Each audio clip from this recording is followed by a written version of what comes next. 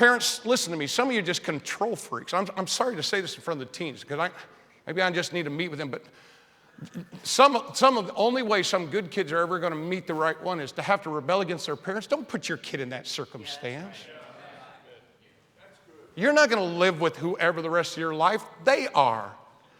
You wanted some say when it was you. Well, this has to be said. We got to get this crazy thing back over here a little bit. But listen, having said that, teens, I don't want the devil to take what I just said and turn it to evil in your life. Good night. Your parents know you better than anybody in the world.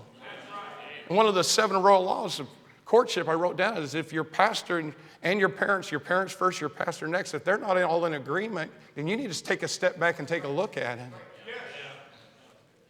It might be the right person, not the right time. It might be just the wrong person and you can't see it. Listen, God didn't put your parents, godly parents, into their life. They put them there to help guide you through this. And you've got to get this right, which means you've got to be transparent, and you need to talk, and you need to get counsel, and you need to listen to people around you that's trying to save you. Now look right up here. We've got some young people that don't have Christian parents here. Okay? They come into church some other way on a bus, van, or something like that. I got to tell you about a little girl named Stephanie that we reached through the bus ministry at Blessed Hope Baptist Church. And you know what? Divorce situation, broken home. Dad, nothing to do with the church thing, thinks it's stupid. The mom's semi-supportive, but doesn't have a Bible-based principle about much of anything. And she graduates from high school, listens to her pastor and her pastor's wife, listens to her pastors and her pastor's wife.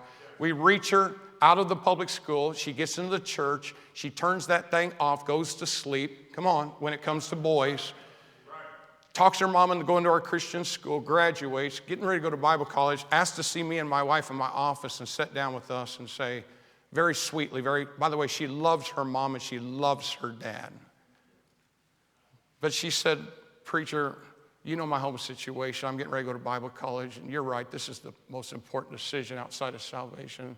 I don't know if I'm going to be able to get it right on my own. Could I have you and Miss Cheryl just kind of guide me on this? Can I call you? Can I have you check with their pastor and their parents? And could you, if God does bring a boy into my life, could I have him call you? And could you lay down some stipulations? And could you preacher, little tears right down at Precious' face. I just want to get it right. Whew. Oh, but not you, because you know everything. Because you're smarter than anybody in the room. And you know what? Excuse me, I've seen 10,000 of you. I've traveled the length and breadth of this country for 2 generations. And you know what? You're not going to be the exception to being a fool.